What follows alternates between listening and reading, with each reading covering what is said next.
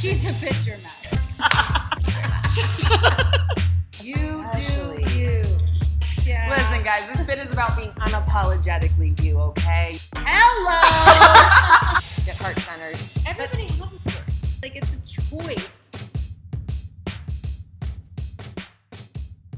Ladies, how them bits? What up, guys? It's Linz. It's Allie. And it's Raina, and we have a very fun and special interview that we are coming at you guys with today.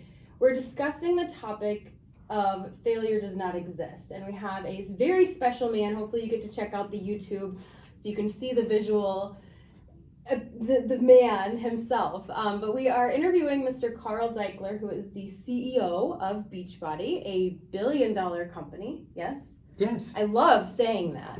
A billion-dollar company that he really built from the ground up. And I'm very excited just to kind of dig in and explain how you started this and where you were before Beachbody. So can you tell us just a little bit about before Beachbody? Sure. Well, And welcome to the office. I hope I'm allowed to say Thanks for that. having us. We love it here. And hey, ladies, how's your bits? There we go. That's about. But so where we were, where I was before like where I Beachbody. came from. So I've been a marketer pretty much all my life, and happened to get into direct marketing right out of college. And actually, not right out of college, I realized that I thought I was going to go into sports production and TV production, and the first foray that I had into that was very disappointing or empty. And I was like, wait a minute, I'm not solving, like, it just wasn't solving any problem. It wasn't innovating. And so then I happened to get sucked into this infomercial business, which was interesting, but from the perspective of you really had to achieve something. It's very measurable. And so that was the use of media for achieving something. It happened to be sales, and not all infomercials were bad. Some of them were, this is like the 90s, you know, we were selling some good stuff. And then I had the opportunity to start this company. I obviously shortcut a whole life there, but I had the opportunity to start this after having done a prior startup where the partner that I had other ideas. And at that prior company, just because I'm setting up a little bit of what you're going to talk about, at that prior company, I had created a product called 8-Minute Abs. Okay. And 8-Minute Abs was just an idea that I had one day after learning a little bit about Buns of Steel and what they were doing. And I thought, oh, that's kind of interesting. And so my partner was like, you know, we need a fitness product to sell on TV. And I'm like, well, I have this idea. It's got a cool ring to it, 8-minute abs. We can create 8-minute buns, 8-minute arms, 8-minute stretch, 8-minute legs. And so I said, let's do it. Can I ask if you were, were you yourself into health and fitness? No, At never. that time, no. Okay. No, I've always been intrigued by, well, sports I liked, but I was never good at them. And I would work out. And I was always super intense when I would work out, but never consistent. And I always ate terribly. Yeah. So everything. So the reason 8-minute abs appealed to me was I was literally talking to a friend of mine, and I said, "Man, you lost some weight." This is right after college, and I'm like, "How'd you do it?" He goes, "I'm doing this tape, Buns of Steel or Abs of Steel," and I said, "What? It sounds so stupid." And he goes, "No, it's awesome. They're just 10 minutes long." And I go, no. I picked up the tape. I was at his house, picked up the tape. It's an hour-long tape. And he goes, no. There's 6 different workouts on there. And I said, well, they left the best part out of it. It's only 10 minutes. So I was thinking about that. I was in the shower one day. I'm like, you're gross. And I'm like, if I just knew that I had to do like 10 minutes of it, I would probably do that every day. I wonder if that would get me results. And I thought 10-minute abs doesn't have a really good ring to it. 8 minutes does. So again, all of it started right with could I possibly stay consistent with that? Yeah. And you know, here we are 21 years later. It has literally been 21 years of me constantly looking for a way to get myself to stay consistent. So it started with you. and it remains Yeah. so. Not that every program is necessarily designed Sure. for me. So Bar Blend, our latest You program. don't love bar. Well, it's not my thing. So, but that's all. I love it. Yeah. I see you being a ballerina. You do? You really see that? So Bar Blend, Country Heat, Yeah. Size, like not really my jam, but I can understand how for some people this idea of just dancing and getting results from it would be appealing. So that's, so anyway, started the company because I had met this guy, John Congdon, and he was sort of a yin yang thing where he was not necessarily the idea fountain, but he was the execution fountain. So like he would catch the ideas and he'd be like, well, let's do it this way. And so he would make the ideas a little bit better. So because the concept was after 8-minute abs, I was like, wait a minute, there's something to this. And literally this is 22 years ago when we were launching the company, I said to prospective investors that I was going around to try to raise money, I said, whoever makes the living room, the spare bedroom, the garage, as effective and gratifying a place to work out as the gym is going to unlock billions of dollars of value. Because I would much rather go there to work out than have to go to a gym because I feel intimidated. Literally, I personally feel intimidated. I walk around, everything's sweaty. The locker room is gross. I don't like getting dressed in front of people. And so this was like, again, for me. Yeah. So we started to create the company and from great abs guaranteed and thin thighs guaranteed, then complete programs. Power 90 was literally Power 90 was a conversation that Tony Horton and I had, that I said, look, when I was in high school, we used to do this thing. It was a universal thing, and we would go around the circuit and we would do back, chest, shoulders, biceps, triceps, legs, abs, and go around and around. Can we create something like that just using gravity? And he's like, oh yeah, it's just a circuit. Yeah. So we did that, and I got great results, and here we are. I love it. And it's Love so how you interesting. Yeah. simplified. But I mean, And here we are. yeah, and here we are. And I was just going to say, I don't think that the journey is ever that simple. And if we were to dig deeper into what you said, I think it was at a conference in 2014, your keynote there was about, failure doesn't exist. So where did that kind of concept come from, and how did failure in your personal journey leading up to the launch of P90X or pushback from people that were like, no, the gym is everything? Like, how did you keep leveling up each time? Because that's what we want to hear about. That's, I remember I didn't have a speech prepared for that, and I was like, oh my God, this is a disaster. Now that was a summit close, I think, and I was in my hotel room, and I'm like, you are the worst CEO ever that you're about to go talk to 15,000 people and you have nothing prepared. And I'm like, this is going to be a total failure. And I'm like, well, now there's a concept called stoicism. I don't know if you ever heard it. Ryan Holiday. There you go. Ryan Holiday. Well, I think it's Marcus Aurelius. Yeah. Marcus Aurelius. But Ryan Holiday's his book, The Obstacle is the Way, amazing book, right? So, but the point is that you'll look at the problem and go, what is this trying to teach me? What can I get from this? What can I learn from this, rather than be defeated by it? So let's not be so naive as to say failure doesn't exist. Failure does exist if you stop trying. And if you just constantly do the same thing over and over again, despite the same outcome. So you need to learn. It's proactive. And by the way, this is not just in fitness. This is not just in network marketing or running a business. This is literally in everything. Everything. You've dealt with personal setbacks at any point. Like, okay, we deal with stuff with charitable organizations and stuff, and I learn these hardship stories, and these people who are like you look at them, and they are just a bad moment away from literally being wiped out, and you go, how do they keep going? And but they do keep going. So because you or they punch their own ticket and they go, well, not this time around. And that's like the ultimate, I don't want to give up that way. Just give me one more thing. There's got to be one more thing to try before I would just erase this existence. So failure doesn't exist. Your original question. The point is, let's look at the 8-minute abs experience with this partner who was a genius. This guy, Lance, absolute genius. I learned so much from him. And I said, I think there's 8-minute abs sold 2 million copies. I said, I think there's something to this.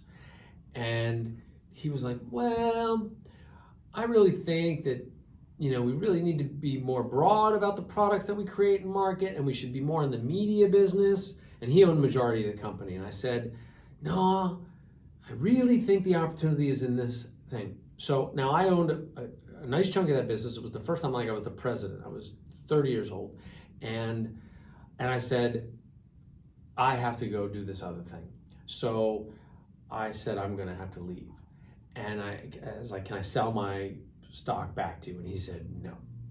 So I was screwed. I was out of money. It was done. First marriage ending. And so, learn from that. And don't we all? Yes, right. Still learning. But I found a guy who was interested in what I was doing. He bought the stock. I had now enough money to start this new thing. And I'm like, what did I not do well back in the 8-minute abs thing? Well, like, what could have been better? What we didn't do with the 8-minute abs product, we didn't bring a nutrition component to it. We didn't have, meaning meal planning and that. We didn't have any supplements that would help people, just give them a little bit of an edge. I'm not talking about take the place of the hard work, but a little bit of an edge. And we had no community. So as we evolved with Great Abs Guaranteed through Power 90, we put this formula together that learned from why weren't people, 8-minute abs would get a bad reputation as being this gimmicky thing. Well, it didn't have nutrition.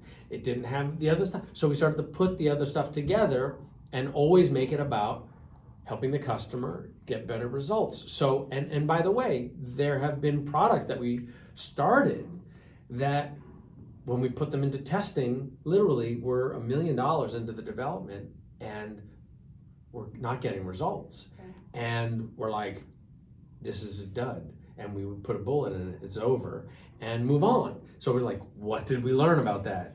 And so that's all you do. And so as long as so I have that, you can see through there, they can't see, but there's a thing on that wall that says, no problem, there's no problem that can't be solved with, I can't see all the other words, but it's like creativity, stamina and resources, right? So you have to, this is why when people come up to me and they say, I'm going full-time as a coach, it's going to be outright, I'm going all in. And I'm like, hold on, because you have to have enough resources to be able to fail and figure out being a coach before you go all in. Like, it's great to go for it and be courageous, but I'm not a jump off the cliff without understanding how you're going to land kind of guy. So I love when people go all in and really try hard, but you always want to make sure you have enough resources there so that you don't hit a wall. Right, what I keep hearing too is how much you did believe in what you were trying to create, right? Like, people weren't investing and it failed the first time, and it was like you believed that this was going to be something so much where you just kept going regardless of what other people thought. Well, that goes to what you said, really. I was patient one and I remain patient one. Yeah. And you look at, it's just outrageous to me as human beings, as a species, how self-destructive we are. Except we all like to have a high self-esteem. Vanity is important to us, and ultimately we want to live as long as we can. So if you take those three things are motivators and they can influence, and then but if you wrap them in something that is actually good for people, because long term their well-being is what's going to drive them long term. Vanity will be short term, greed is short term, and but man, you make them feel alive and energetic. That's a long-term thing. So it took a while to get there, because infomercials built on need, greed, and vanity. And our company is built on help people achieve their goals to lead healthy, fulfilling lives. And I got asked the other day by a reporter, are you thinking about changing the name Beachbody? Because it's really, it's not really PC. And I said, well, why is that? And she said, well, Beachbody, bikinis and abs and all that, and it's just all about the superficial. And I said, well, you're saying that Beachbody is a fake word. We made it up. And really, to us, what it means is a person who's taking action in these 4 areas. They're being more active, i.e. fitness. They're watching what they're eating. They're supplementing. Here I am drinking my shake. And because I don't like vegetables, and so I have a tool, and I'm integrated into a community that's helping me not quit. Yeah. So I think the accountability piece is huge. That's what I was going to say, is what I've really heard from you is that you saw a need because you had it within yourself, and then you were able to fulfill, and still to this day, you said still learning, and I wrote it down. I think we're all learning, but you're constantly self-evaluating and asking yourself, okay, what did I learn from this? So my question was going to be, how did you change with the times as it went from infomercials to social media? And how do you, where I see a common trend where most people, like you said, feel defeated, you were able to quite literally just flip your sail and switch directions, which is incredible. Well, even when DVDs dipped, right? Yeah. Like I think it was infomercials and then DVDs and then That's right. everything. no, we should kind of be. under This the company should not be here. Yeah. The fact that it like peaked at $1.4 billion, and then the infomercial business literally just went away. Yeah. And so like that wiped out $400 million of revenue, and the digital business has a very different cash flow arch, which all the coaches experience because the money doesn't come the same way and is selling a box of DVDs. So that took it down. So you said we're $1 billion company. We're kind of a 900 million-ish company, but we're Big deal. Yeah. So Splitting hairs now. look. I'm not worried But about my the expectation detail. is honestly $2 billion company within this year, just based on the things that we're doing. Because, look, any book that you read, business book or success book or whatever, is you evaluate. Is there still a vacuum in that market? Is there still an opportunity? And this is what, I'm sorry, I didn't give you the question to ask, but this is what's so different about the company. Amazing. Okay. Amazing. No, look, Please look. transition. I love Transition. it. Well, here's the thing. Like, if I look at other companies in the space, I was watching TV the other day, and there's these 2 beautiful people riding these stationary bikes, and they're just gorgeous, and the bikes are fantastic, and I'm waiting to see what bike is this? What brand of stationary bike Yeah. are they advertising? And it was not Peloton, it was a different one, and I'm like, and I'm just watching the beautiful people, and I'm like, God, I'm so happy that we're different than that, because I'm dealing with real people, and I'm not rounding a corner of that all you have to do is pedal and you'll be that beautiful. That first off, you're that beautiful already, and second off, Thank you. if you can just if we could just help people not bring the same junk food into their house and understand into their houses and understand how to portion control or eat more vegetables and supplement and understand the difference of the quality of supplements. Like, these are all major opportunities. I don't know, again, every one of these other companies are all kind of a piece of it. Over the holidays, I was watching, Weight Watchers, Peloton ad, Weight Watchers ad, Peloton ad, Weight Watchers ad, Peloton ad, and I'm like, the thing I love about this company is we're not rounding either corner. You have to, if you want a healthy, fulfilling life, you've got to deal with both for the long term. And that's really what's different, because that's been a discipline. When we started in the business, I go back to 2000, literally, I can remember showing people Power 90 at the time. And these experts in the infomercial business are like, that'll never sell. People are doing hard work. Yeah. That's not what infomercials do. It's got to be easy, and you have to be smiling and gorgeous. And I said, I would never buy that. But I bet you there's a million people out there who would see sweaty, hard push-ups and go, I bet you that works, and they'll buy it, and it's $60 and I'll do it. And so that's been really the premise. Find a million people who who are ready to step up. I have this thing that I say to people who question whether we can compete in this environment, and I say, look, we will not sell everybody that we talk to. We will sell to everybody who we talk to who is serious about getting results. That's what we will stand up for, and that's who we want to serve.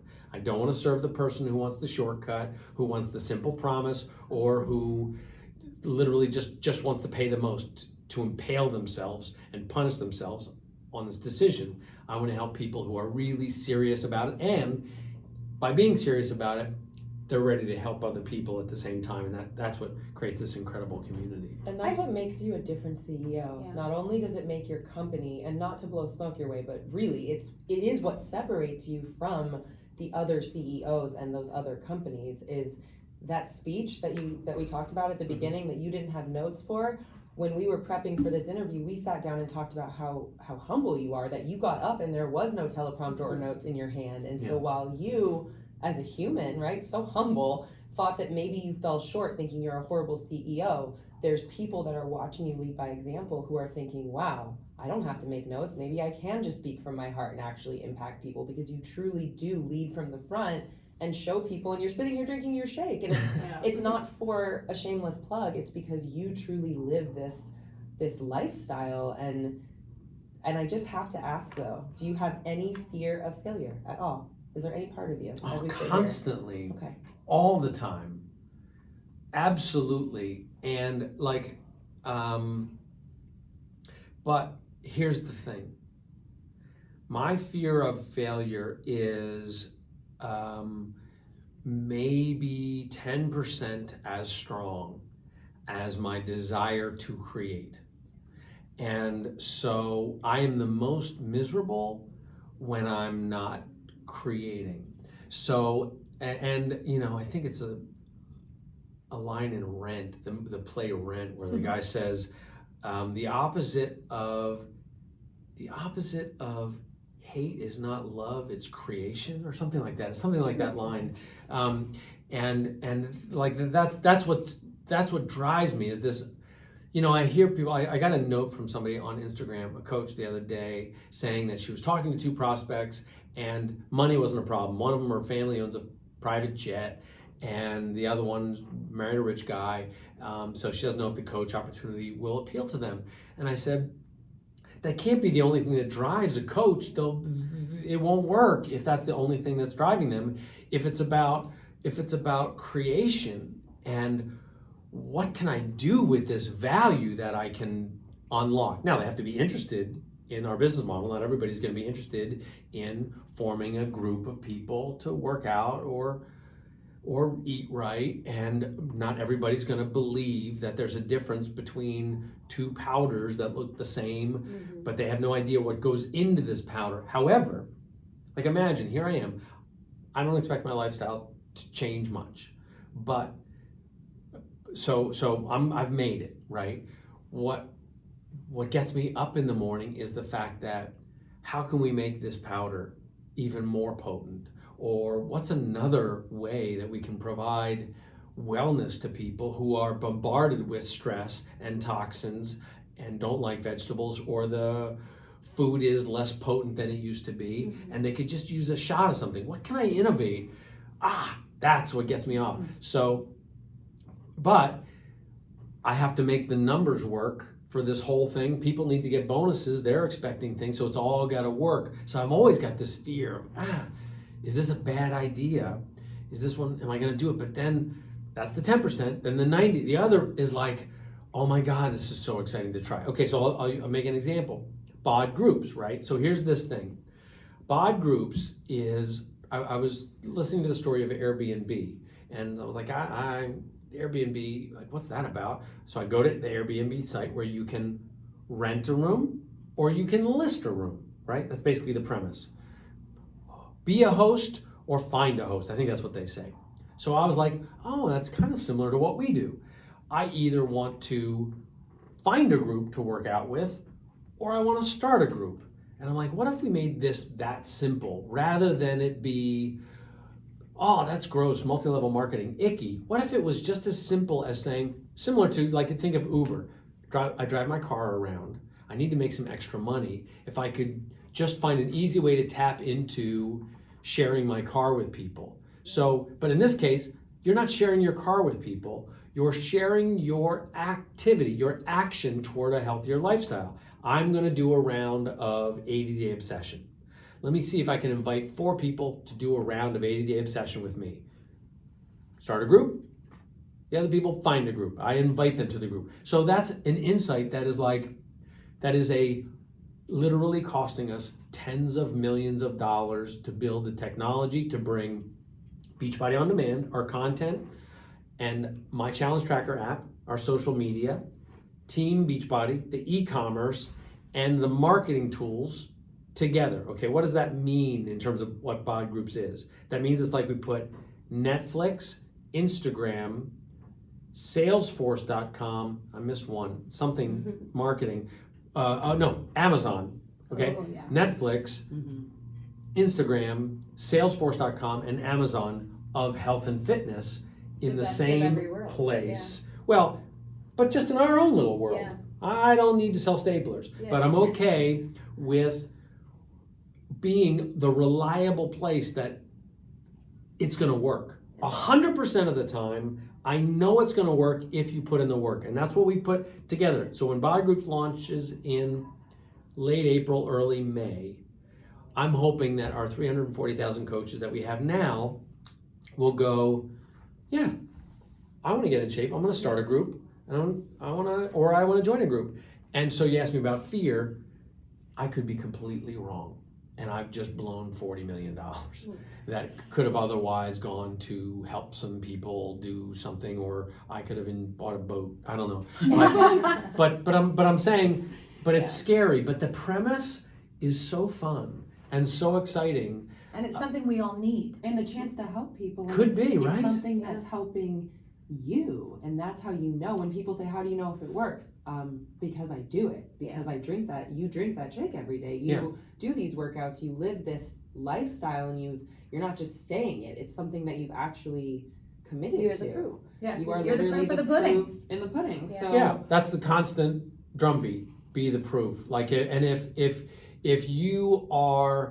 you're like, let me see if I can sell this. I don't use it, but let me see if I can sell it. Yeah. It'll never work. Well, Like, do you ever we go don't- to a car dealership and you want to see what that guy's driving, and it turns out he's driving a Daihatsu. Ford and he's trying to sell A Prius? Honda. Yeah, right, exactly. It's just Yeah. like, no, I'm not buying it. he's driving Well, I a always Daihatsu selling you a Range Rover, and you're like, I don't think you know what you're talking about. Yeah. Exactly. Well, I like what we always talk about. It's better to share than sell. Like it's the concept of, share your journey and others will follow. So Yeah. that's what we wanted to kind of bring about. But we know your time is very precious. And But we wanna- I gotta yeah, correct go. it. Hold on. You'll get back to that. Don't lose your place. No. But I need to, because I think it's important for people to hear this. Certainly it's better to share than sell. But even better than sharing, it's better to help, because that's more active, okay? Now here's the thing. Like, let's use the car analogy for a second. Imagine the difference. You walk into a car dealership and the guy goes, let me show you the Range Rover. Look, this one has these tires, and it's got these big cool rims, and look at how the stereo works, and it holds 17 people, and here's what it weighs, and whatever, the size of the engine. He's going through all these things, and you just can't wait for the guy to walk away. That's selling. He's just vomiting at you, versus you walk in and the guy goes, why are you here? Like, what are you looking for? What kind of car do you drive now? What don't you like about that car? Why would you be looking at a new car? And he can gather enough information. Now let's put this in the perspective of health and well-being. So how are you feeling? So if I know somebody who's doing a stationary bike program, how are you feeling about that? Is it working for you? Are you seeing results? They might be saying, I love it. I'm like, okay, how are you dealing with the nutrition part of it? Well, I haven't really thought about it. Well, maybe that's why your results aren't as fast. Do you supplement around that? Do you have enough energy before you do your workout? Do you ever get sore after your workout? How can I help you get a better experience from that thing that you love with what I have? If it turns out that I can't help them get a better experience, I don't want their business, because there's going to be scorched earth. They're going to say things on social media that I don't want them to say. But in more cases than not, the conversation will be, you know what, I'm not as consistent. Oh, you probably don't have a community. Or, you know what, I'm not really, I'm putting the weight back on because of stress eating and emotional eating and da-da-da. Oh, you could use something like 2B Mindset or Ultimate Portion Fix. Like, I'm not trying to just be convenient and exploitive. What I'm trying to do is, I guarantee you that person wants to see results from the effort that they're putting into their daily exercise habit, and I just want to help them get better results. So anyway, help, don't sell. Love that. I love that. So I love that. That actually is just kind of like, I'm gonna rewatch all this and re-listen, because you're definitely speaking to a lot of things that I think people struggle with or, you know, need more help with, because you talk so clearly about those 4 pillars, right? You know, you need to move your body, nutrition, community, supplement. And there's always one area that somebody's fumbling with. And so we kind of came up with this rapid fire questioning. Do we have time for rapid fire? Do we Yeah, have do it. time? Okay. Okay, we'll be rapid. Nothing I can do. We'll be Fire me. We'll be rapid. Yeah, nobody can fire you. going to do fire me. Yeah, we got Carl. You guys can wait. Carl You guys Daikeler. can Yeah, we're wait. good. Okay. Okay, you Everyone ready? wants Yeah, to go. know. Okay, here we go. First one. Do you have a morning routine? If so, what does it look like? What time does Carl Daikeler wake up? What does it look like? Walk us through About morning. 5:30 in the morning, take the pre-workout, let it sink in for 20 minutes while I check email and or do the first social post or comb through some of the groups. So there's sort of just 15 to 20 minutes of letting that. Then I'll do whatever routine we're developing rather than one that's already on the platform, or I'll just put something of my own together, or I'll do something on the platform. You are looking nice, so I'm excited to see what's coming up. Ooh. There's some really good stuff Okay. coming up. All right. Is there Thank you for any- saying I'm that. ready. Maybe later, just Yeah. a little teaser. We No, all just there's need no to teaser. express There's no that teaser. for those that haven't checked out the YouTube video, I just need to say, please go and give Mr. Daikeler a look, because you are how old? Sir. 56? Hello. What? And if you can tell me the Beachbody programs don't work, Well, it's cannot. collagen. Yeah, it's Beachbody College. Yes. So then there's breakfast, which is always based on what my basic container count will be for the day. I had that laid out. I planned that out over the weekend, generally what the meals are going to be. For what it's worth, it is planned out so that I can be a little bit heavier in calories at the end of the day, just because I'm exhausted, and or have a drink. Maybe 3 of the 4 days of the week. Not really more than 1. Maybe 2, but not more than 1 usually. So, okay, anyway, so I had breakfast, then, hang out with the gang a little bit, but that's not too long. And then I'm out the door by 7:30. Now I'm lucky enough to have a Tesla, so it does the thinking for me. So I'm literally, from the moment I get in the car, it takes me about an hour to get here, my day is going. And I am 2 phones, texting, I'm the worst, but the car's driving for me. Yeah. Okay, so it's got like, It's and going. yeah, so and I'm in stop and go traffic. It's going like 3 miles an hour. Yeah. So things are happening, phones, coach calls, coach emails, group posting, conference calls, and that will basically kick off the routine. I will say that my day has a lot of appointments, but I don't really adhere to a super strict business plan because it squishes out too much of the creativity. What I am is prioritized so that I know where the big leverage is, where's the big opportunity, and I try not to spend my time doing paper shuffling, and it's very frustrating if I'm like, this is not going to be a productive thing for everybody. So that is the day, and I don't stop and eat.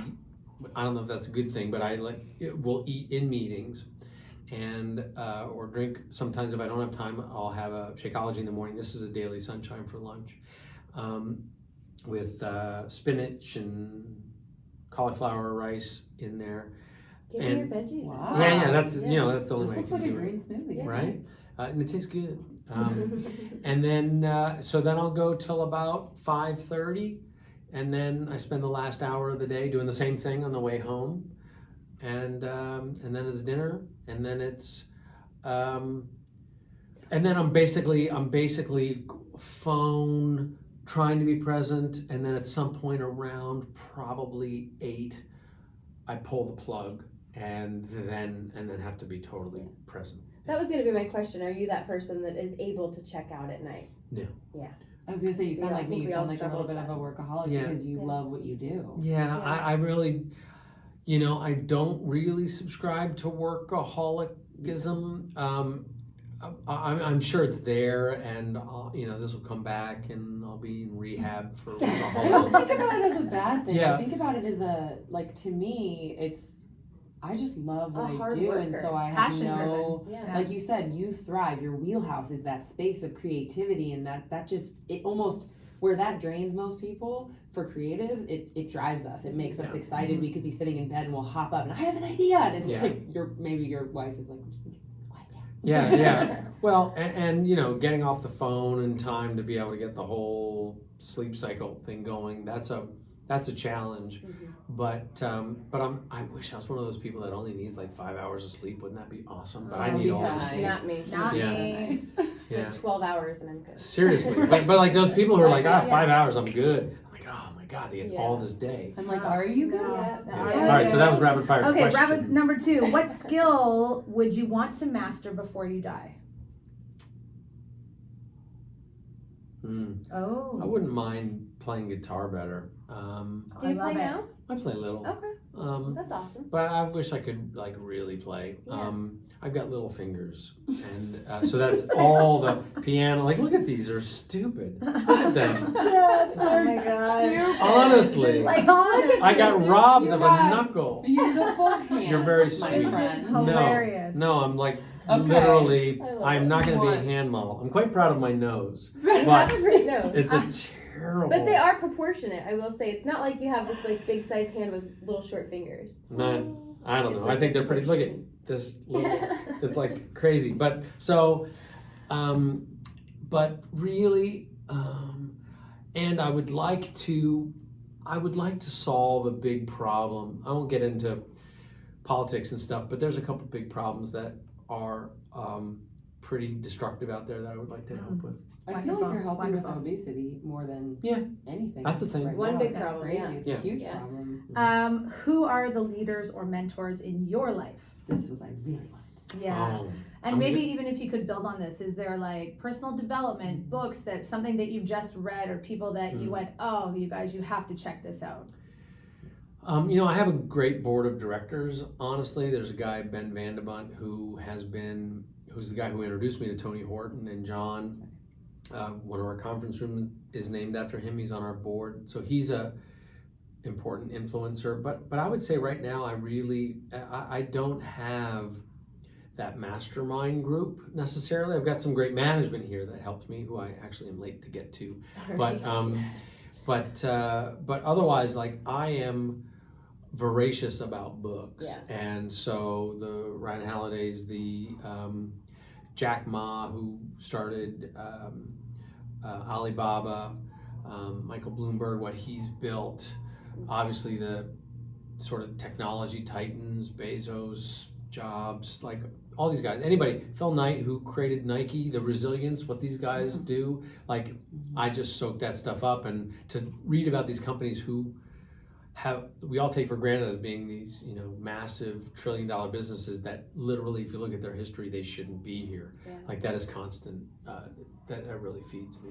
When I was listening to you, I was thinking about Phil Knight actually, and just triumphing over adversity. And Crazy. the two of you have very, very similar parallels. So to close out first, I just want to thank you again for coming, for spending time with us, and for just giving your knowledge and your wisdom and your heart. I feel so much light pouring out of you as a person, and Thank it's a you. beautiful thing. Yeah. It really is. And I just have to add Especially- too, because I know we're going to close after this. You said something in the very beginning saying like our company shouldn't be here, and I keep hearing you talk, and every single word that comes out of your mouth, I'm like, no, it should be here, and it is here because of your belief in this and your hard work and everything that you put into it. So thank you. Well, Yeah. Because, and it makes me emotional thinking about it because I am so like, I mean, I have our logo tattooed on that's my crazy. I know.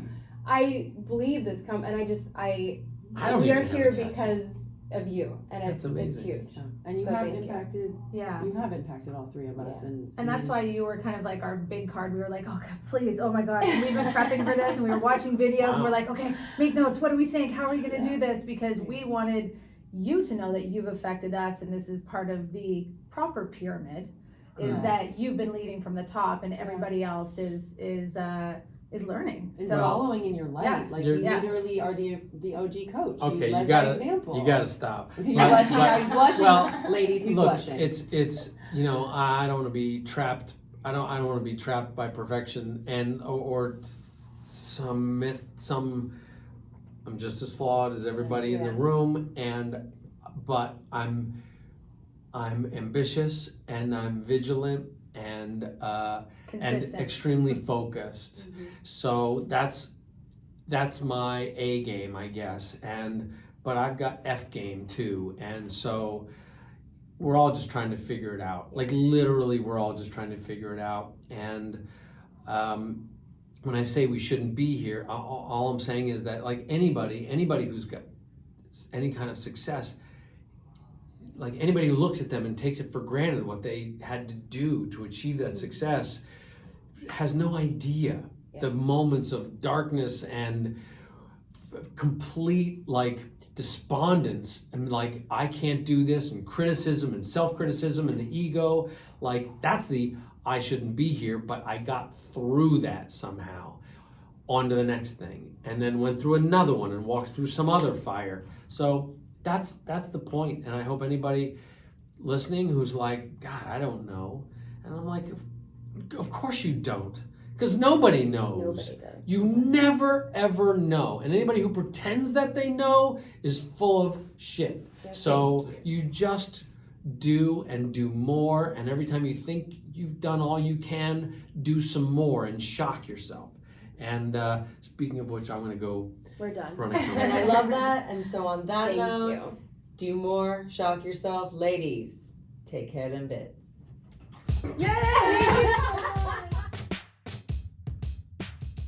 Hey, Lady Bits, thanks again for tuning in and listening to our podcast. The way this community really grows and supports one another is simply by word of mouth.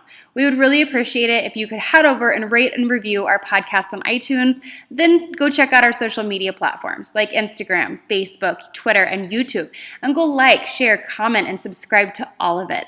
This community is really to support women, educate women, and also just to help you find your voice. So until next time, take care of the bits you've got.